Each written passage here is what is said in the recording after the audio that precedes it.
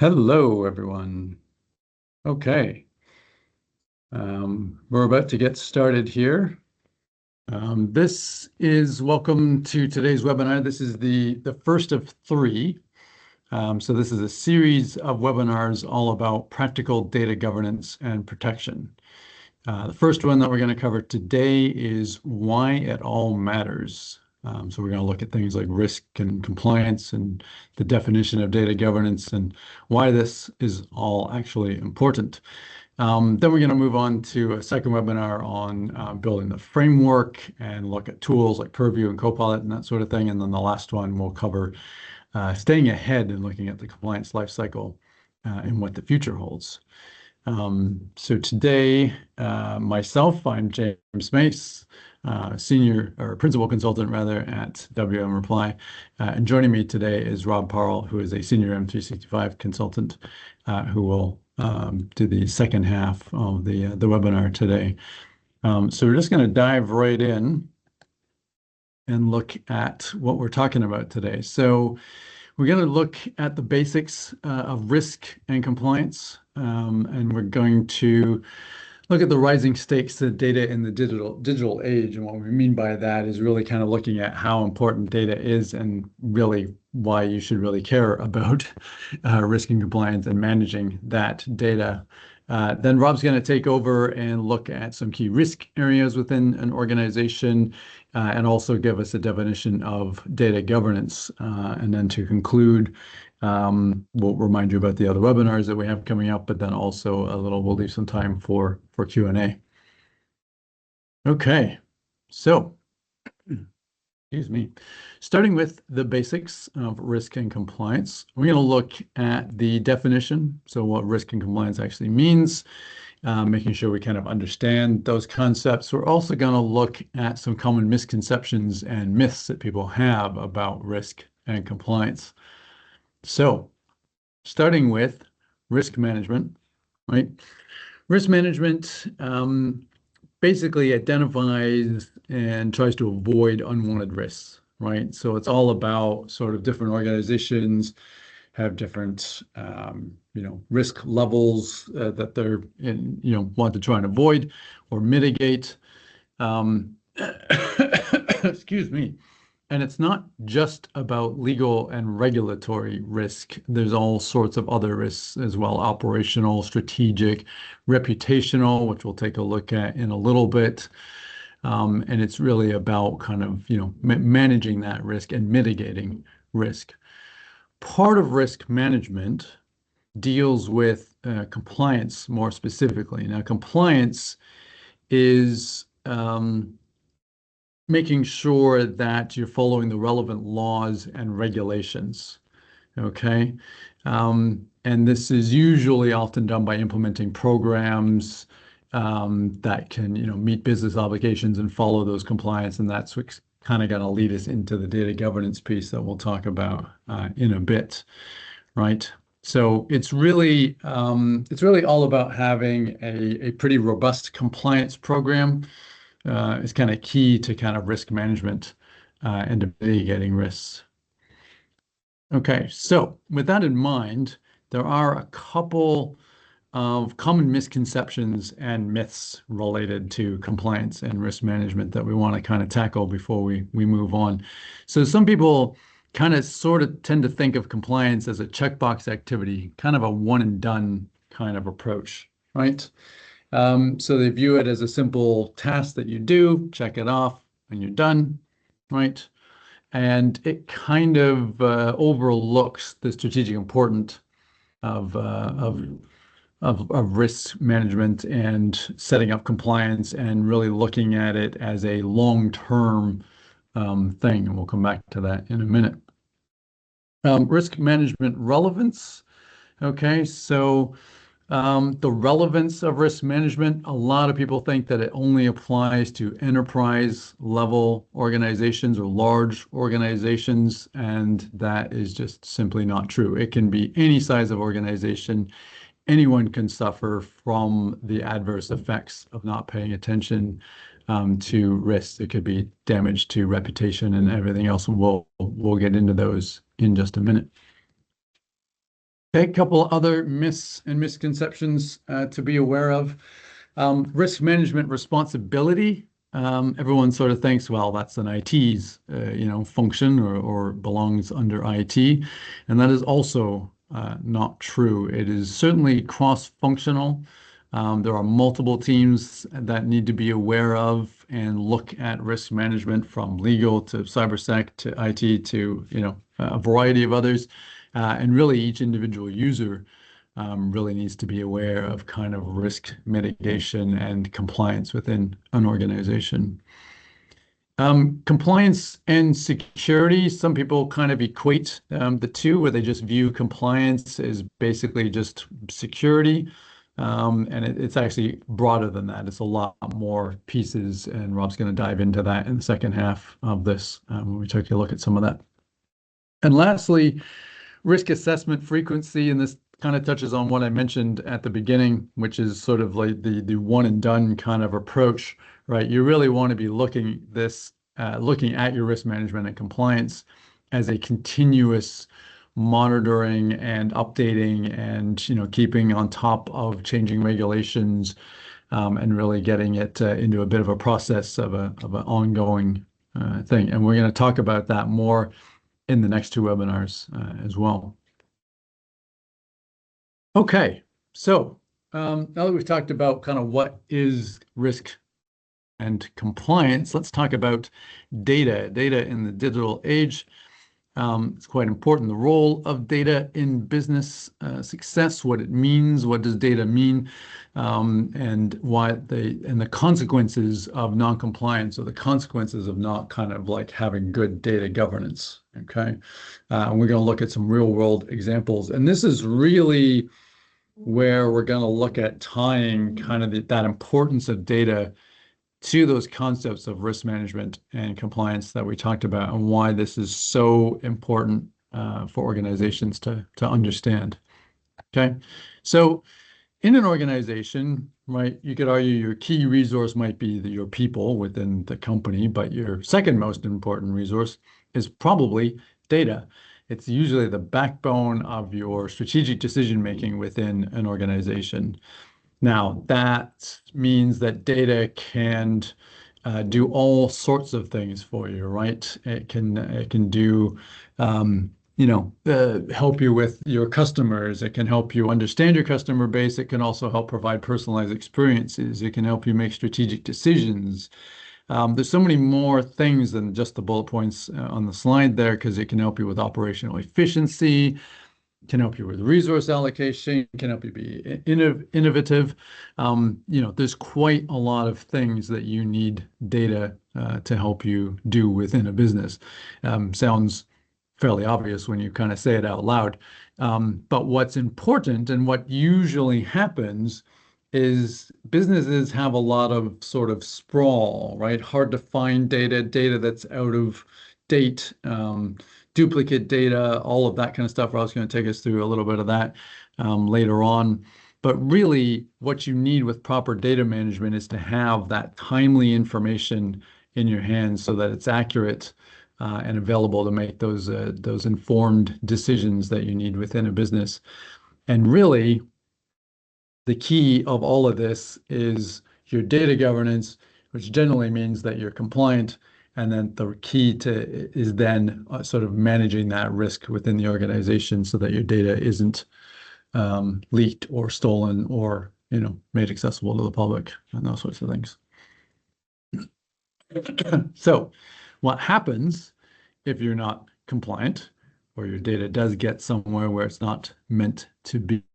Largely falls into two main categories. There's quite a few other consequences that can certainly happen, but the main two generally are going to fall under financial penalties or legal repercussions, and then reputational damage, right? So you're either looking at, fines, class action lawsuits, all that kind of stuff, or even if money is not directly involved, just the simple sort of loss of your customer base. Maybe they're changing platforms, moving to other applications or services, and it can take years to rebuild that reputation. So these are two pretty big concerns for every organization as to why risk management and compliance really matter. We're going to take a quick look at two examples that have happened in the last little while. So back in 2017, Equifax had a data breach, right? So this exposed 147 million people, millions of people, content that wasn't meant to be shared publicly. And it was all came down to not having the right security controls and that kind of stuff in place. And just for reference, a few other numbers related to that incident. There was a global settlement of almost $500 million for those affected by the breach. There was a class action lawsuit that was up over sort of 1.38 billion. And then there are fines to Equifax of around about a $500,000, if not more. And so it really, really does, have an impact to make sure your data is secure. The simple second example, if we look at the Facebook Cambridge Analytica scandal that happened a little while ago, that also did have some fines for Facebook, $500,000. But Cambridge Analytica actually filed for bankruptcy and ceased to exist and closed their doors in 2018, I believe. And so it's not always just about the money. Your entire business could go under if you're not properly securing your data and being compliant and all that kind of stuff. So it really, and I know these are kind of like big, examples and large companies that I'm talking about. It goes back to my other statement about it's not just large companies. It really is important for any size of organization because it could result in fines, class action lawsuits, but also reputational damage and could even force you into bankruptcy if you're not paying close attention to your risk management and compliance. Okay, that's it for me for the first part of this. Rob's going to take us through the next two sections, and I'll see you at the end for the conclusion and Q&A. Don't forget to add your questions into the Q&A, by the way, if I hadn't mentioned that earlier. Thank you, James. Good afternoon, everyone. Thank you, James, for the intro earlier. So let's dive straight into the first part of my two sections today. First off, we have the key risk areas that organizations face when it comes to data governance. These risks aren't just technical challenges, they are business risks that can have real-world impacts if they're not properly managed. So we're going to try and cover four main areas in this section. The oversharing risks, so we'll try and explain what that means and what that could entail. The ever-changing environments and the data sprawl, some security risks and the emerging risks as well.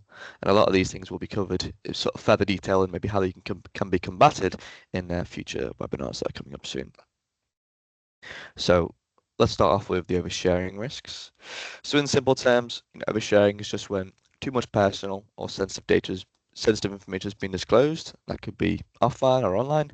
Whether that might be an employee accidentally sending confidential documents to the wrong recipients, or potentially posting sensitive details on social media. Why does this matter? And that's just because oversharing can lead to some serious consequences.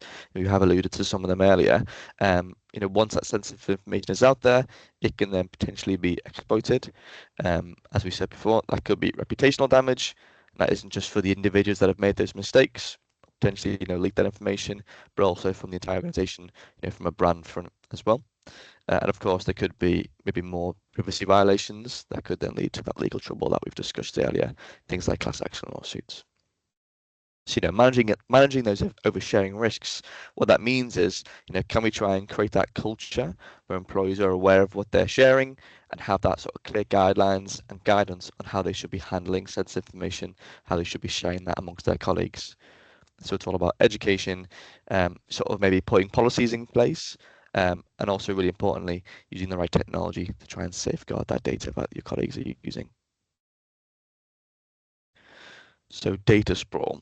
So this is sort of really more of a growing challenge and has been sort of more up and coming in the ever-changing digital environments.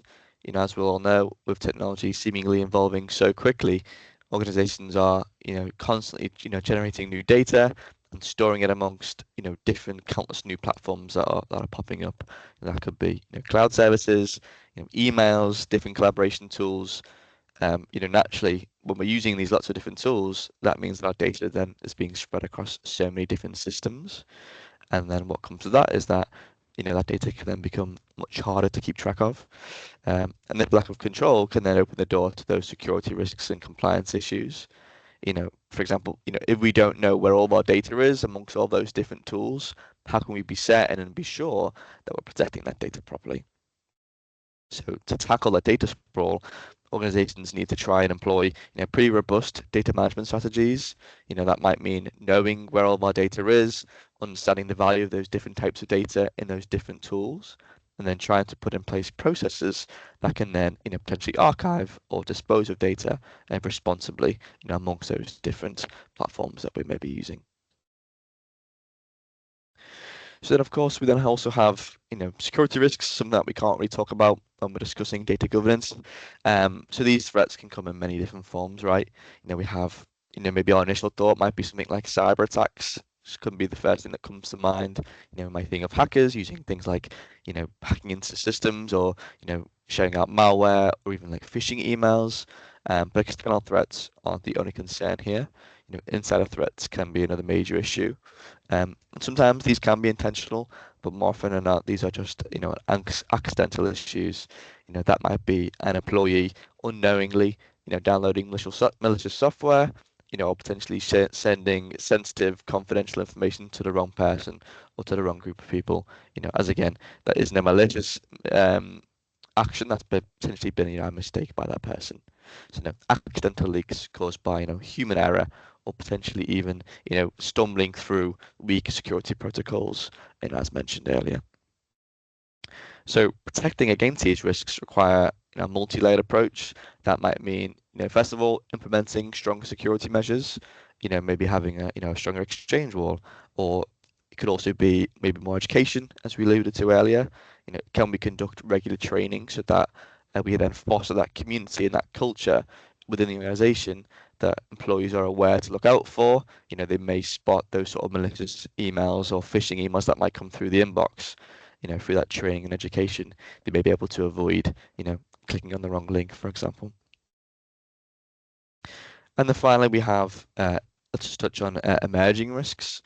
So to say, as technology evolves, so naturally do the challenges that come with that as well.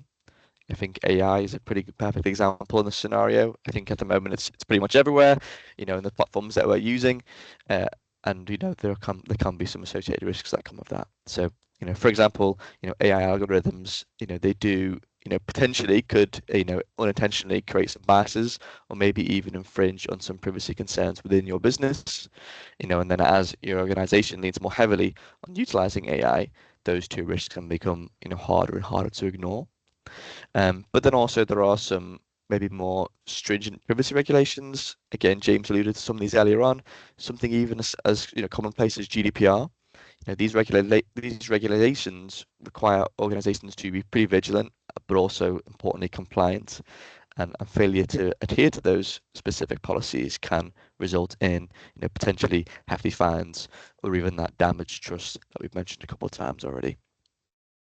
And then potentially this isn't something that everyone might need to consider, but could be important for some, is cross-border data flows. So what I mean by that is, when data moves across international borders, organizations need to, potentially navigate some pretty complex webs of different regulations. As different countries have different data regulations, that's something that might need to be considered as part of your business. So to try and stay ahead of those emerging risks, first off, I think this is probably commonplace throughout all the things that we're going to discuss today. It's about being proactive, and that might mean trying to stay informed about things like regulatory changes. But then most importantly, if we're investing in technology, it's investing in technology that can adapt to some of the new risks that are going to come apparent in sort of the ever-evolving technical world. So we've just tried to run through some sort of 4 key risk areas data governance. So I'm just going to try and really now hone in on what it means and why it matters, and maybe why we should be focusing some more of our effort on it. So we're going to try and cover 3 separate key areas in this section.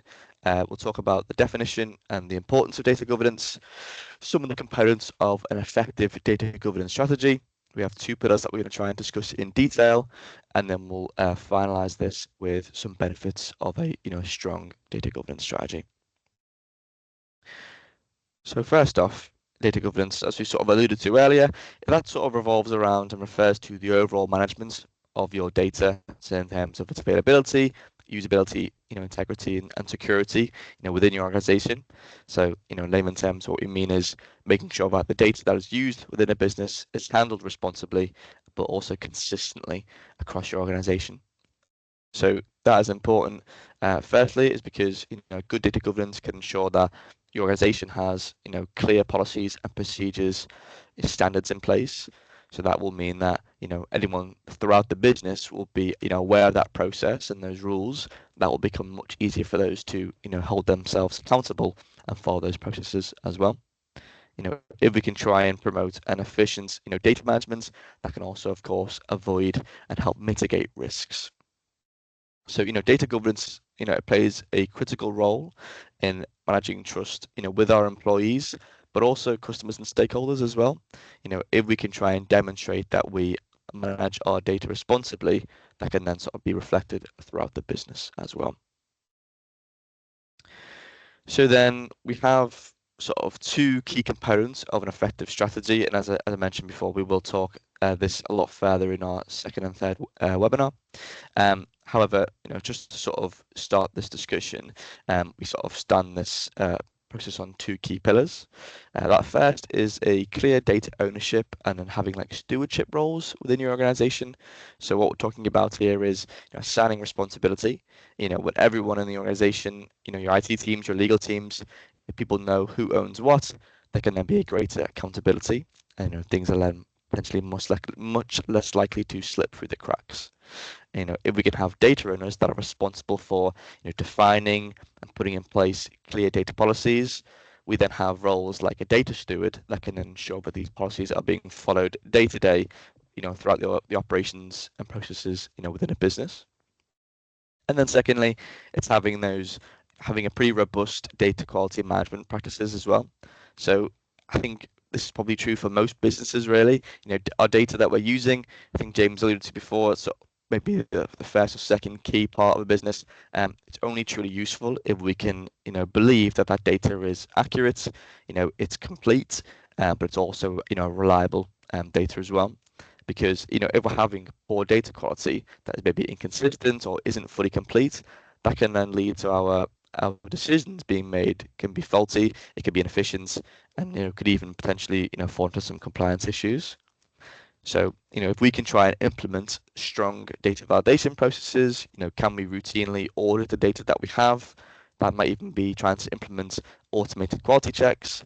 Through those 3 or 4 different processes, can we try and maintain that integrity of our data within our environments? So then, last thing to discuss here is the benefits here. So, we've talked about a lot of the risks and things that we need to consider, and maybe some of the pitfalls that we could fall into, no matter the size of our organization. So, what's in it for us? Why do we want to invest in data governance as an organization? So this sort of comes true right from the things that we discussed and some of those risks. So to start off with, that's transparency, accountability, efficiency. If we can prove that our data is well governed, then our decision making amongst our teams can improve. If I am working on a document with my team and I trust that decision, and I trust that data, that then allows me and the team to make potentially better business decisions as well. And of course, finally, that efficiency it then also can reduce the risks that are associated with things like data breaches. If we aren't falling into some of those potential risks, that can then promote that culture of trust from a brand perspective as well. And then also we have things like, even just the data quality, being, maintained can be a really, pretty major benefit. If we have good governance in place, can we ensure that our data assets are being effectively managed? That then can be crucial for things like, your GDPR policies, those legal compliances that we need to consider. That can then stop us and avoid us from falling into things like fines, potential, legal implications as well. And then finally, if we can try and employ an effective data governance process, that can really support scalability as well. As your organization grows, that might mean larger volumes of data that can become quite overwhelming.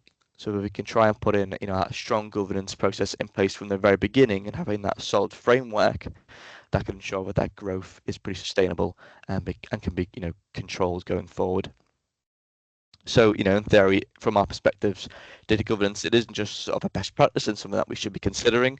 It's pretty imperative to your business, and that when it's employed correctly and done right, it can then enhance sort of decision making, can protect the organization against risks, but then also builds that foundation of trust from your employees within the organization, but then also potentially your customers as well. So I hope that was useful, and then back over to yourself, James. Great, awesome. Thank you, Rob. So in conclusion, we're going to do some Q&A here in a second, and I've got a slide for you that kind of helps summarize the next two webinars. But just to briefly recap what we've talked about today, right? We've looked at risk management and compliance, what those mean, some myths around them, how important they are, and we've really looked at kind of the stakes involved in that, right? The risk of fines, reputational damage, all that kind of stuff. We've drilled into, Rob took us through some of the more specific risk areas to be aware of within an organization. And then we've kind of wrapped that all up by summarizing what exactly data governance is, right? So good data governance means you're able to meet your compliance obligations, which then means you're able to mitigate your risk and then avoid all of that sort of fines and reputational damage and that sort of thing. So now that we've covered the what is and why it matters pieces, our upcoming webinar is going to be on building that framework. So this is going to be really talking about sort of actually fortifying your data governance and strategies for staying ahead and looking at tools like Purview and Copilot and that sorts of thing. And then I'll leave this on the screen here while we do some Q&A. So that next webinar is on the 16th of April. There's a QR code on the screen to scan to register for that one. And like I said, we're going to really get into the meat of how you can actually implement things like Purview and Copilot for security and all sorts of different tools and really build up a framework to really implement that data governance. Okay, so let's take a look at Q&A, see if anyone's had any questions. If you hadn't had a chance, you can place your questions in the Q&A feature in Teams there. So I'm just taking a quick look to see what we have. So there's one question, just a very simple one about where do we start, right? So where do we start with all of this? So a lot of people ask this question. A lot of people sort of, trying to sort of struggle, like where's the first like practical steps for establishing a governance program? And we are going to dive into this in the next webinar about how you get started. And usually it's looking at sort of a combination of kind of what I would define as platform governance. So that means kind of like figuring out how your operating model works, your support, your strategic plan, everything kind of related to governance as a platform, but then also, which might include things like roles and data owners and all that kind of stuff. And then a little bit of starting to look at what are the tools you might implement, like what kind of policies you might set up. Are you looking at information protection or data loss or data lifecycle management and that sort of thing? Let's see, any other questions that we've got in the chat here? Rob, I don't know if you've got any you might want to address. Yeah, let's take a look.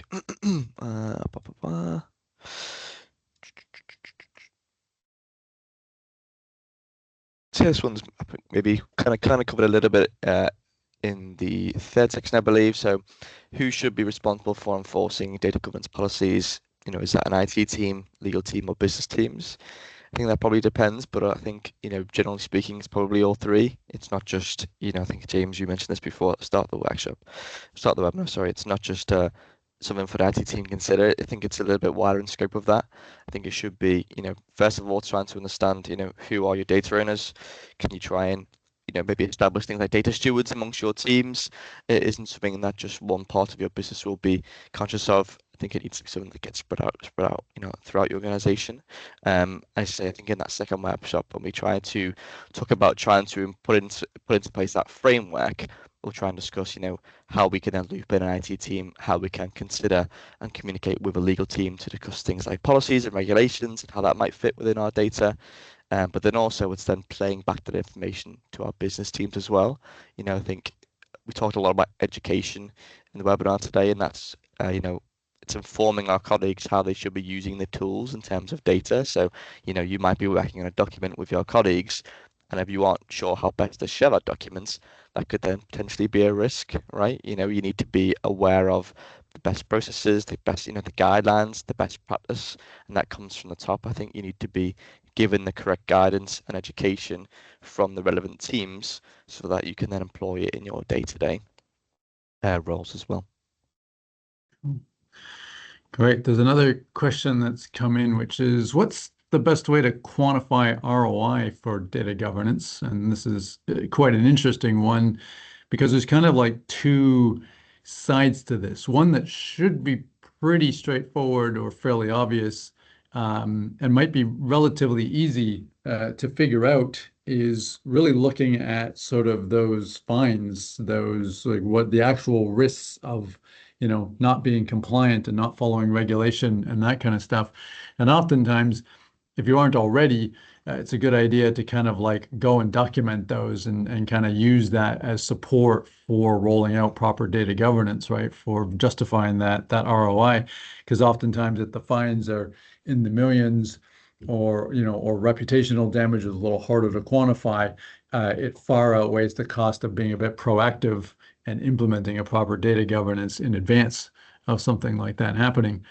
The second aspect is just the whole other benefit that you get from just having good data governance. And we haven't really sort of dived into this a lot, but Rod touched on it in the definition of data governance.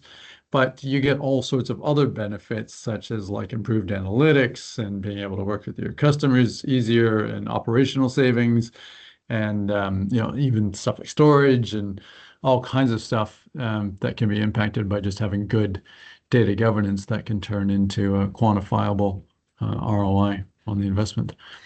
So something to keep in mind. And I can see just one more. How do you ensure that employees adhere to data governance policies on a day-to-day basis? I think, yeah, probably kind of answered this in that first question, but I think, it comes down to that awareness and, if, and that guidance. I think, there's a lot of things that come into data governance, and, your everyday employee isn't going to be aware of all the things that we've just discussed in this webinar today. So I think it's probably a lot about education and awareness, because if our colleagues can be aware of how to look out for phishing emails, or maybe malware links that they're going to come across in things like emails, then they can try and avoid and work around those, potentially raise those to colleagues to try and avoid raising it to the relevant security teams, for example. But again, that comes from awareness. If we can have things like training in place, or when potentially we have a new starter and we have sort of a new starter package, are they being informed of how best they should be using the platforms and the tools that they have access to, that they can then sort of use those appropriately, and I guess in theory of following those data governance policies on a day-to-day basis.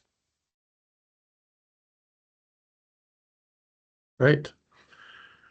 Awesome. Okay, so I think that's all the questions that we have for today. So thank you for joining us. Again, use the QR code there to register for the next webinar in the series, which is on the 16th of April. We're going to dive into building that framework, really look at some of like how you implement data governance strategies and what that actually means. And then keep in mind there's a third webinar as well, which will look a little bit at sort of the more advanced, compliance life cycle, and a little bit of a look to the future to be aware of kind of what's coming. So, okay. Thanks, everyone.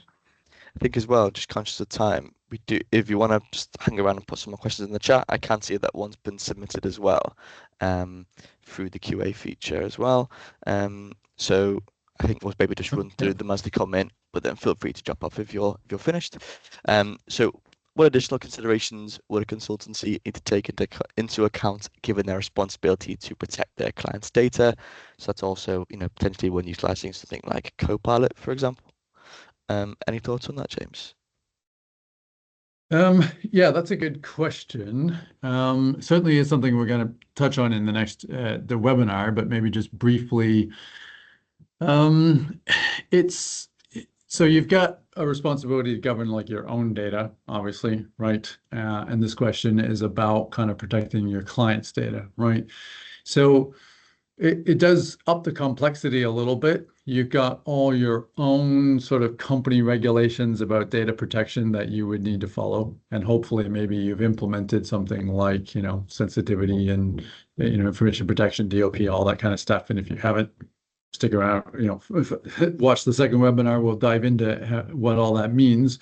But then that client, each of your clients is going to have their set of regulatory and compliance needs and that kind of stuff. So it really is kind of probably a bit of a conversation to figure out kind of that complex web, right? Are you storing client data in your systems? In which case you might need to be aware of the compliance details that your company has, but then also your client's requirements on that. And if those are different, you may need to implement additional policies, additional data lifecycle management or DLP or whatever it is, that is required from that client. And it's certainly something that you would want to be proactive about, right? That you should be asking those questions when you're talking to that client before any of their data actually ends up in your environment. And then there's lots of, complexities there is to figure out how long you're storing that data for. Is it GDPR type data? Is it, PII kind of data? Is it, what kind of data is it? And, all the stuff that would, you need to look at from a data governance perspective.